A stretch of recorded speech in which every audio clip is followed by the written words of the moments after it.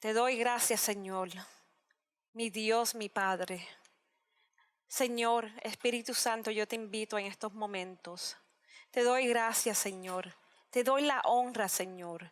Seas tú que bendigas esta enseñanza, la honra y la gloria para ti. Y hoy vamos a enseñar, no pierdas la esperanza en Dios.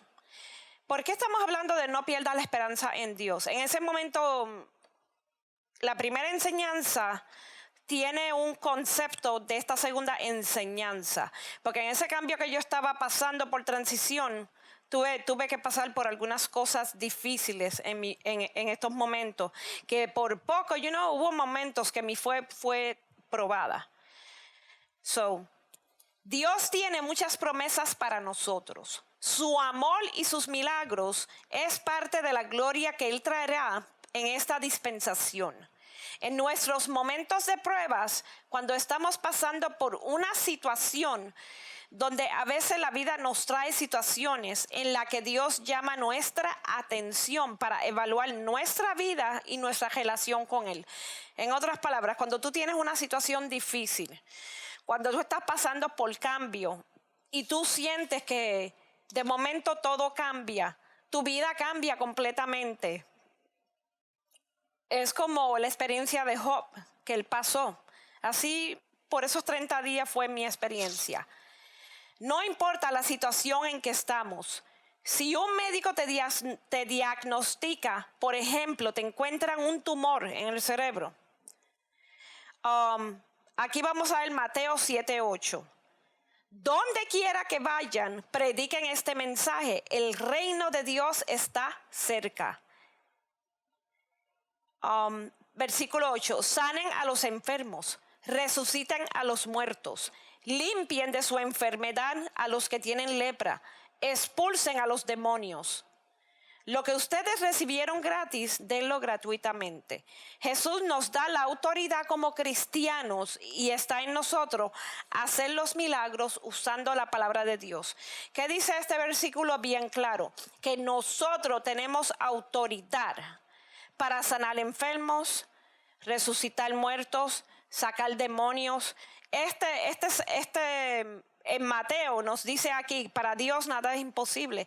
Nos habla de los milagros que Dios hizo en nosotros. Nunca debemos perder la esperanza en nuestros momentos más difíciles. En otras palabras, nuestros momentos de prueba. Jesús hizo muchas sanidades y resucitó muchos muertos en su época. Para Dios nada es imposible. Por medio de su gloria somos transformados a la persona que Él quiere que seamos. Él nos transforma. Cuando estamos pasando por pruebas, Él nos cambia. Él nos redime. Somos personas diferentes porque Él tiene que enseñarnos algo a nosotros en su disciplina. Él disciplina a los que Él ama. Un ejemplo particular son los ministerios de sanidad. Una de las unciones más destacadas y persona usada por Dios fue Kathryn Kuhlman. Tenía un ministerio de sanidad y muchos enfermos eran sanados por la fe que ella tenía y la esperanza en Dios. Por eso les digo, no importa lo que te diga un doctor, no importa lo que te diga. Dios es nuestro doctor, Dios es nuestro todo.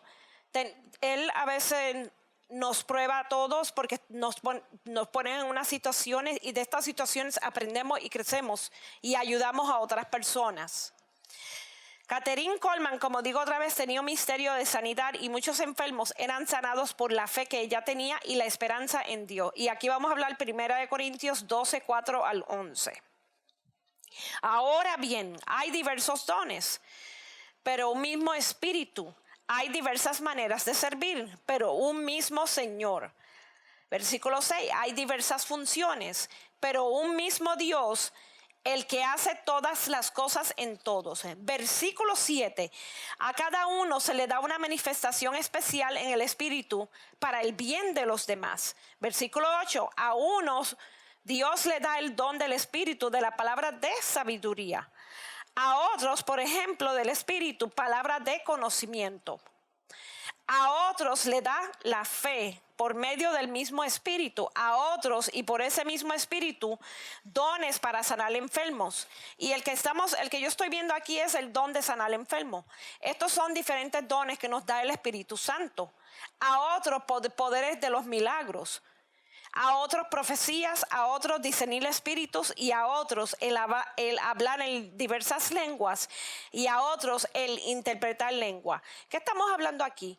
Dios le da a cada persona el Espíritu Santo. Los dones del Espíritu Santo son dados a diferentes personas. Unos profecías, unos para sanar enfermos. Pero aquí estamos destacando, vamos a decir que alguien te diagnostica algo. Tú confía en Dios, escoge confiar en Dios y usa la autoridad que Dios te da a ti para sanar enfermos. Al obtener el bautismo, versículo 11, todo lo que hace un mismo y único Espíritu, quien reparte a cada uno según Él lo determina. Al obtener el bautismo del Espíritu Santo, Él nos reparte sus dones para servir a Dios. En este tiempo se verán señales, maravillas y milagros. Tenemos un Dios en quien ponemos nuestra esperanza. No ponemos la esperanza en el mundo, sino en Dios. Está en nosotros en quien ponemos nuestra esperanza. En ese momento que yo estaba pasando por momentos difíciles, yo he escogido poner toda mi confianza y esperanza en Dios. Dios nos enseña y permite que pasemos por ciertas situaciones para poder ministrar a otras personas. Kathryn Kuhlman, su ministerio, ella ministraba a más de billones de personas. Y muchos fueron sanados porque no perdieron la esperanza y tuvieron fe en Dios. Debemos usar la palabra de Dios porque su palabra tiene autoridad. Como usamos esta palabra en Mateo, en el versículo de Mateo. Por medio de la liberación también hay milagros. Sanidad donde los ángeles de Dios colaboran, ascienden y descienden. También hay milagros y nos asisten en todo momento. ¿Qué podemos decir aquí? En estos momentos de mi vida, yo estoy esperando por un milagro. Y he aprendido a ver otras personas y cómo ayudarlas mientras estoy pasando por una prueba en estos momentos. Nunca tenemos la autoridad. Nosotros tenemos la autoridad que Dios nos da. Debemos usarla en todo momento. Y como yo digo en estos momentos, yo he escogido tener fe, confiar en Dios y seguir hacia adelante. Porque hay muchas personas que necesitan de la palabra de Dios. Y aquí vamos a hablar en Lucas 17, 11. Un día, siguiendo su viaje a Jerusalén, Jesús pasaba por Samaria y Galilea. Versículo 12. Cuando estaba por entrar a un pueblo, salieron a su encuentro 10 hombres enfermos de lepra. Y en ese tiempo la lepra era... ellos no podían estar alrededor de personas hasta que fueran sanados. Los apartaban de la sociedad. Como se habían quedado cierta distancia, versículo 13, gritaron: Jesús, Maestro, ten compasión de nosotros. Versículo 14, al verlo les dijo: vayan a presentarse a los sacerdotes. Resultó que mientras iban de camino quedaron limpios. Ellos escogieron confiar en Dios, tuvieron fe y por eso fueron sanados y siguieron las leyes de la sinagoga, presentándose al sacerdote como le dijo Jesús. Versículo 15, uno de ellos, al verse ya sano, regresó alabando a Dios a grandes voces. Versículo 16, cayó rostro en tierra a los pies de Jesús y le dio gracias, no obstante que era samaritano. Y tú sabes que en ese caso los samaritanos en aquel tiempo y los judíos pues no había problemas ahí. Versículo 17, ¿acaso no quedaron limpios los 10? Preguntó Jesús. ¿Dónde están los otros 9? Versículo 18, no hubo ninguno que regresara a dar gracias a Dios excepto este extranjero. Los otros eran judíos, pero el extranjero que es samaritano le dio gracias a Dios.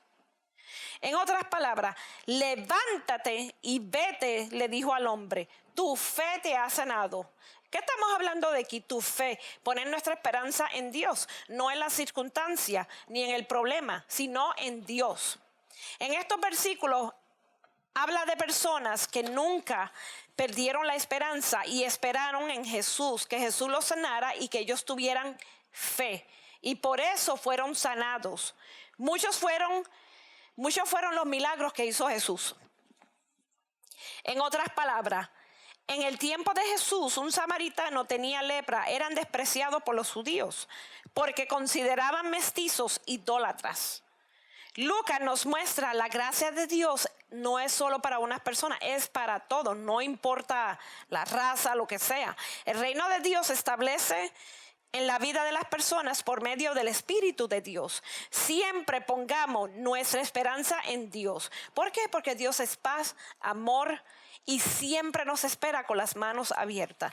Y esta es la palabra que el Señor me había dado en esta semana. Es tiempo de llevar la buena noticia a la cosecha. Necesitamos trabajadores para llevar la buena noticia a todas áreas.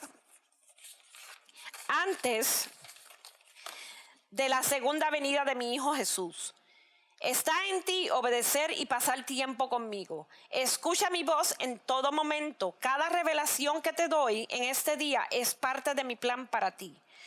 Son muchos los que pasan tiempo conmigo y escuchan mi voz.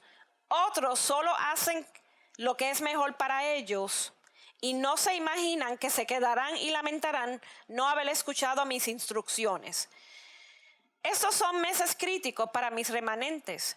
Ven, pasa el tiempo conmigo, déjame llenarte de mi amor, unción, gloria y fuego. Te daré regalos espirituales donde hay en mi trono en el cielo. Es tiempo de restauración y vindicación para mis remanentes. Mantén tu fe en mí, confía en mí en este día y sigue hacia adelante con los planes que te he encomendado. Y aquí vemos Mateo 9, 35 al 38. Los versículos. Jesús recorría todos los pueblos y aldeas enseñando a las sinagogas, anunciando las buenas nuevas del reino y sanando toda enfermedad y toda dolencia. Al ver que las multitudes, tuvo compasión de ellas y porque estaban agobiadas y desamparadas como ovejas sin pastor. Versículo 37. La cosecha es abundante, pero son pocos los obreros. Les dijo a sus discípulos. Versículo 38. Pídanle por tanto al Señor de la cosecha que envía a los obreros a su campo. En otras palabras, de todo, una enseñanza, en la primera enseñanza que está, esta otra enseñanza es continuación de mi testimonio. En cómo nosotros no perdemos la esperanza en Dios. Señor Todopoderoso, mi Dios, mi todo, me humillo a ti completamente. Espíritu Santo, te doy la honra y la gloria. Y que esa enseñanza sea de beneficios para todos, Señor. En el nombre de Jesús. Amén.